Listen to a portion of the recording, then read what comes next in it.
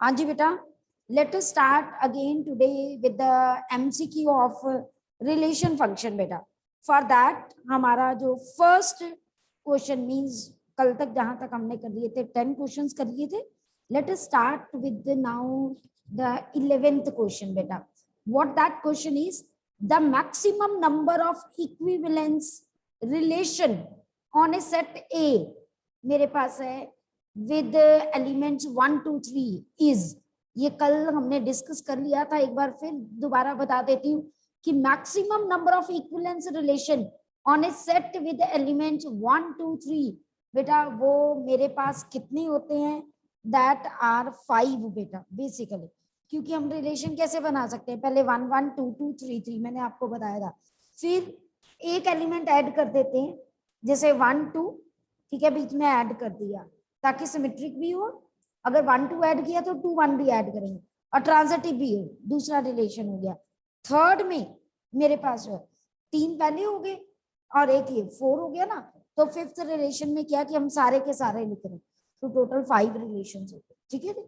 Now come to next question number जो है मेरे पास 12th हम देखने लगे हैं। Let us do question number बेटा 12th। Just read this question. इसमें दिया हुआ है लेट ए मेरे पास जो है that contains element 1 2 3 and R मेरे पास है, उसमें एलिमेंट्स कैसे हैं 1 1 1 2 2 1 2 और फिर मेरे पास जो है 2 1 और उसके बाद 1 3। अब मुझे बताना है कि ये रिलेशन कैसा है मेरे पास। इसमें रिफ्लेक्सिव अगर मैं देखूं 1 1 है, 2 2 है, 3 3 इज नॉट देयर। अगर 3 3 नहीं है तो 100% ये रिफ्लेक्सिव नहीं है। बात करूं सिमेट्रिक की, 1 2 है, उसका 2 1 है, 1 3 है, 3 1 इज नॉट देयर, रिफ्लेक्सिव भी नहीं है। अब बात करूं ट्रांजिटिव की बेटा, मेरे पास जो है अगर मैं देखूं मेरे पास 2 2 2 के साथ 2 1 है ना, तो क्या बचता है 2 1 वो है। फिर अगर मैं देखूं इधर से 1 3 1 3 के आगे 3 वाला कोई भी नहीं है, तो ट्रांजिटिव तो होगा ही होगा ना, कोई टेंशन ही नहीं। अच्छा अगर मैं यहां से देखूं 1 1 1 3 तो मेरे पास 100% 1 3 इज देयर, तो ट्रांजिटिव है, C option is there. Okay बेटा, now come to the question number 13। See the question number 13। हाँ जी बेटा, अगर मेरे पास लेट ए एक सेट है जिसमें एलिमेंट 1 2 3 है, विच of the following is not मेरे पास इक्विवेलेंस रिलेशन ऑन ए, कौन सा नहीं है। अगर आप ए ऑप्शन देखो 1 1 है, 2 2 है, 3 3 है, दिस इज इक्विवेलेंस रिलेशन, क्योंकि 1 1 का ऑपोजिट 1 1 ही रहना है, 2 2 का ऑपोजिट 2 2 ही रहना है, 3 3 का ऑपोजिट 3 3 ही रहना है। तो 100% ए ऑप्शन जो है वो करेक्ट है। अगर मैं देखूं सेकंड बी ऑप्शन, 1 1 है, 2 2 है, 3 3 है, 1 2 का ऑपोजिट 2 1 वो भी है, यानी रिफ्लेक्सिव भी है, सिमेट्रिक भी है। अब मैं बात करूं ट्रांजिटिव की बेटा, अगर ट्रांजिटिव की बात कर रही हूं तो ट्रांजिटिव में देखिए मेरे पास क्या होता है। अगर मैंने लिया 2 2 2 2 के साथ अगला कोई भी नहीं है। अगर मैं ले रही हूँ 1 1 1 1 के साथ 1 2 है ना मेरे पास, तो उसका क्या बना 1 2, वो भी ट्रांजिटिव है, यानी ये ट्रांजिटिव भी है, ठीक है। अब तो रिफ्लेक्सिव भी है, सिमेट्रिक भी है, ट्रांजिटिव भी है, तो दैट मीन्स हमारा जो बी ऑप्शन है वो क्या हो गया, इक्विवेलेंस रिलेशन। ऑरल करने वाले क्वेश्चंस हैं, just you have to see them. Okay, अब नेक्स्ट मेरे पास जो है देखिए question number 14। Let R be relation on a set of natural number defined as NRM if n divides m। वो कहता है कि m n जो है वो m को डिवाइड करता है। Let us see on the blackboard बेटा, बिकॉज ये आपको लिख के बताना पड़ेगा, ठीक है। मेरे पास ये क्वेश्चन नंबर 14 था बुक में, तो मुझे कहा गया NRM मीन्स जो है n डिवाइड्स m, ये इसको डिवाइड करता है। Okay clear? तो मेरे पास अगर ये इसको डिवाइड करता है बेटा, हाँ जी, तो देखिए ध्यान से, दैट मीन्स कि हम क्या करेंगे यहाँ पर, यू जस्ट सी हियर, मुझे चेक करना है कि क्या ये reflexive and symmetric second option है, ठीक है। उसके बाद B option transitive and symmetric, C option मेरे पास जो है equivalence relation, and D option reflexive है, ट्रांजिटिव है, बट नॉट सिमेट्रिक, है ना। डिवाइड वाला जो है ना वो सिमेट्रिक तो होता ही नहीं है, क्योंकि अगर जैसे 3 डिवाइड करता है 6 को, 6 थोड़ा 3 को डिवाइड करता है ना, तो दैट मीन सिमेट्रिक तो नहीं है, 100% सिमेट्रिक नहीं है। अगर सिमेट्रिक नहीं है, ना ये ऑप्शन हो सकती है, ना ये सिमेट्रिक है ही नहीं, तो फिर एक ही रहेगी ऑप्शन, जो है रिफ्लेक्सिव और ट्रांजिटिव होता ही होता है। कैसे? m डिवाइड्स m हमेशा होता है, या n डिवाइड्स n, ये हमेशा ही डिवाइड करता है ना, तो इसीलिए कोई टेंशन वाली बात ही नहीं होती। तो रिफ्लेक्सिव है। अब ट्रांजिटिव, अगर n डिवाइड करता है m को, m डिवाइड करता है किसी भी टर्म को, r ले लेते हैं, तो 100% n r को भी डिवाइड करेगा। आप करके देख सकते हो कैसे।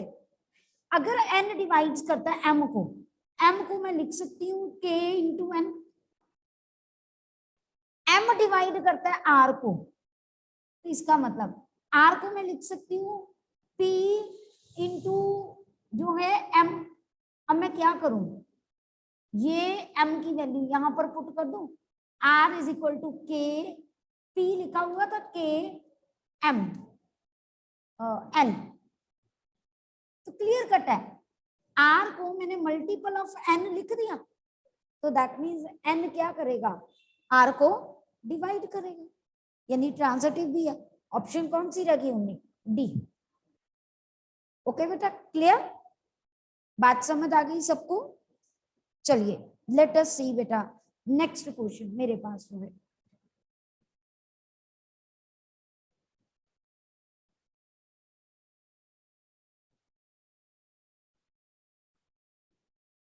हाँ जी, अब क्वेश्चन नंबर जो है मेरे पास है बेटा, if you see question number 15, you just see here what they mention here in the question number 15. Let a 1 2 3, इसमें मेरे पास एलिमेंट्स है, which of the following relation is a function from a to a, किन relation में से कौन सा जो है रिलेशन वो फंक्शन है। अब मैं ब्लैक बोर्ड पे लिखने लगी ताकि आप लोगों को पता चल जाए बेटा। मेरे पास जो है क्वेश्चन नंबर 15, ए है 1 2 3, अब मुझे बताना इनमें से, हाँ जी 1 1 2 1 3 2, नाउ बी 1 1 1 2, C 2 3 3 1, D 1 1 2 2 3 3 1 3 3 1।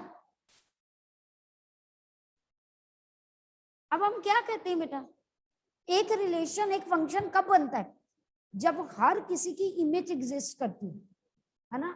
देखो इसमें 1 की है, 2 की है, 3 की है, बट 1 और 2 की मतलब मैनी 1, मेरे पास मैनी 1 है, तो यहां पर मैं देख सकती हूँ कि ऑप्शन मेरे पास एग्जिस्ट करती है। पहले बाकी देखते हैं, इसमें 1 to many कभी फंक्शन नहीं होता है ना। अगर आपको नहीं पता चलता है, आप ऐसे बना सकते हो बेटा 1 2 3 1 2 3, देखो 1 की 1 के साथ और 1 की 2 के साथ 1% दो पोस्ट के लिए अप्लाई नहीं कर सकता एक जगह का, ये फंक्शन नहीं। अब इसकी देखूं मैं, मेरे पास 2 3 3 1, 1 की कोई इमेज ही नहीं है, इसकी में 1 की कोई इमेज नहीं है, ये भी फंक्शन नहीं हो सकता। मैं फर्स्ट वाला ड्रॉ करना भूल गई।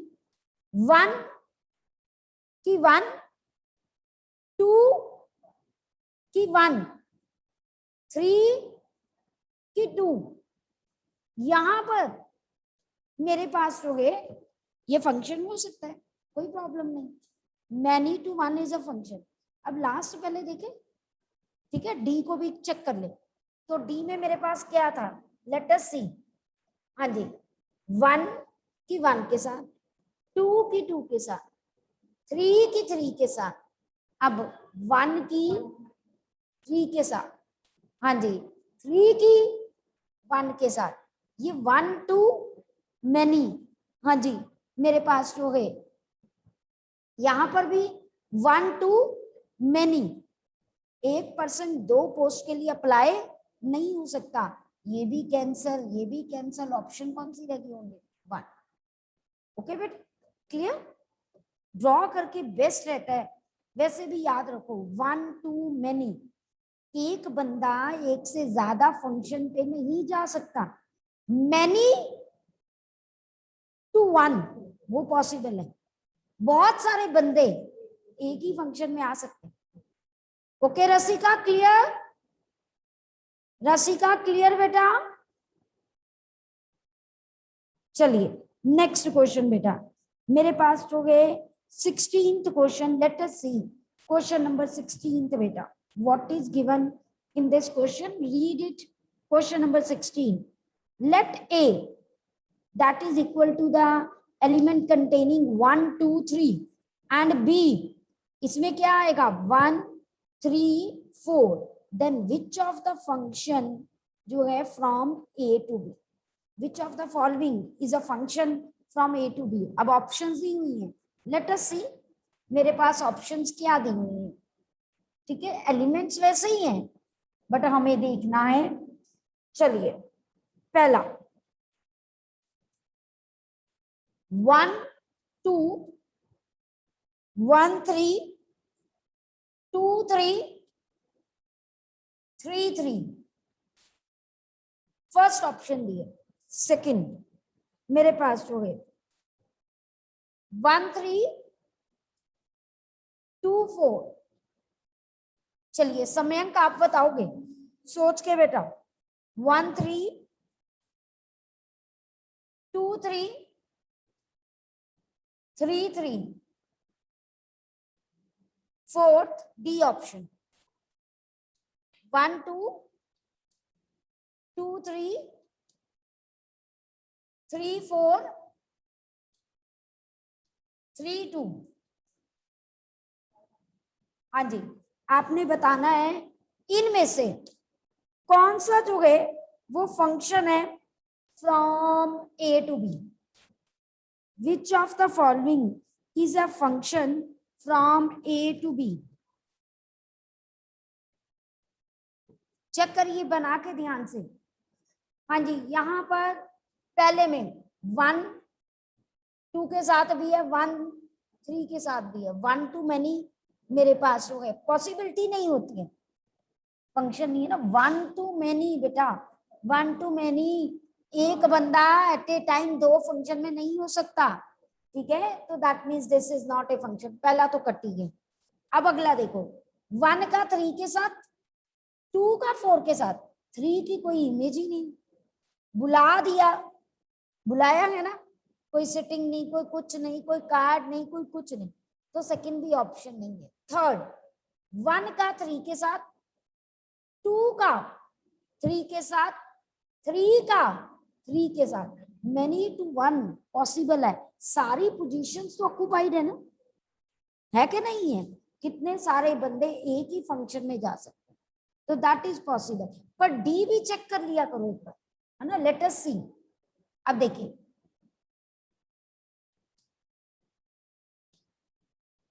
हाँ जी, 1 to 2 मेरे पास, 2 to 3, हाँ जी, 3 to 4, फिर 3 to 2, 1 to many, not possible, तो सी ऑप्शन ही बनी अकेली।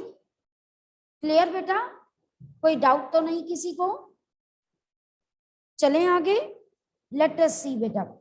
मेरे पास जो है नेक्स्ट देखिए क्वेश्चन है, अ set A is a finite set, मेरे पास हो गए कंटेनिंग अ डिस्टिंक्ट एलिमेंट्स, मेरे पास एक सेट है जिसमें डिस्टिंक्ट एलिमेंट्स जो हैं होते हैं, तो उसने कहा अगर नंबर ऑफ फंक्शंस देखने, that can be defined from A set A to A, that can be defined from A set A to A, वो हमेशा बेटा n की power n,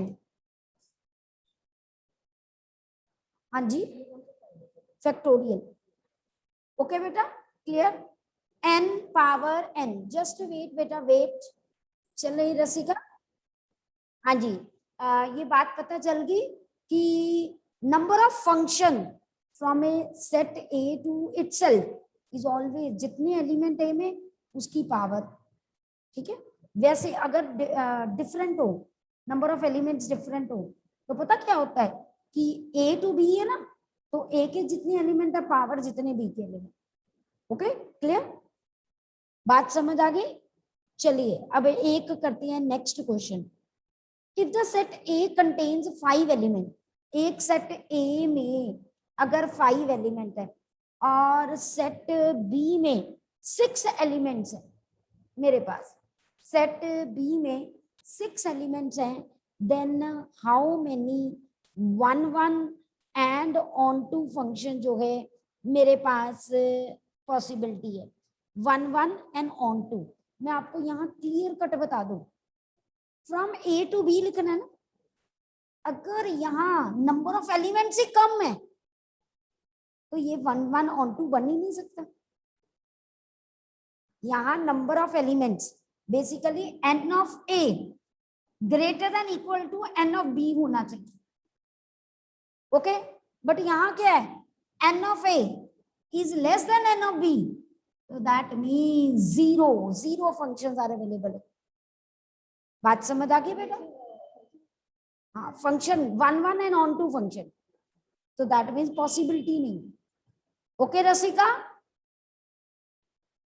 clear to you बेटा। चलिए नेक्स्ट बेटा, मेरे पास हो गए इफ अ सेट, देखो सारे ये मैंने फॉर्मूलेज भी लिख के आपको भेजे हुए हैं, ये number of onto 1 1 injective bijective सारे लिख के भेजे हुए हैं, हाँ जी। A set A has 3 elements, एक सेट ए में 3 एलिमेंट्स है यानी n of A, n of B में मेरे पास 4 एलिमेंट्स है, then the number of injective mapping that can be defined from set A to B मेरे पास बेटा, from a set A to B, तो बेटा इसके लिए मेरे पास फॉर्मूला होता है नंबर ऑफ जो है कैलकुलेट करने के लिए। देखिए कैसे, अगर मैंने इंजेक्टिव सेलेक्ट करना है तो इसमें क्या होगा, मेरे पास पहले में 3 है, 3 के साथ में 4, उल्टा भी तो हो सकता है ना कि पहले वाले एलिमेंट को मैं दूसरी डायरेक्शन में लिखूं, तो दैट मीन्स वो भी क्या हो गया ट्वाइस, तो टोटल कितना हो गया मेरे पास, दैट इज 24। कितने इंजेक्टिव फंक्शंस मैं बना सकती हूँ, अगर n ऑफ a में 3 है, n ऑफ b में 4 है, तो उसके लिए बेटा मेरे पास क्या प्रोसीजर होता है, अगर मैंने f ऑफ a लिया, a1 लिया है ना, तो f ऑफ a1 को कोरिलेट किया f ऑफ a2 के साथ, ओके एक सेट हो गया। करते करते पहले एक मैंने 1 लिया उसको 4 टाइम, फिर अगला एलिमेंट लिया उसको 4 टाइम, फिर अगला एलिमेंट लिया उसको 4 टाइम, तो कितने होंगे मेरे पास? 12 हो गए ना, हो गए क्या नहीं हो गए? क्योंकि 4 + 4 + 4 12 हो गए। उल्टा भी तो कर सकती हूँ, है ना, तो डबल हो गए ना। क्यों? अगर मैं इधर से ले रही हूँ, एलिमेंट्स ले रही हूँ, मैंने 8 सेलेक्ट किया, है ना, तो मैं A2 भी तो ले सकती हूँ ना उधर से, वैसे उल्टा भी तो कर सकती हूँ ना, तो दैट्स व्हाई डबल हो गए ना। Clear?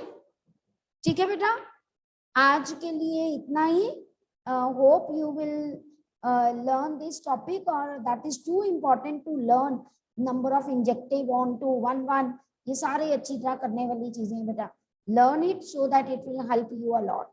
Okay, till then, goodbye.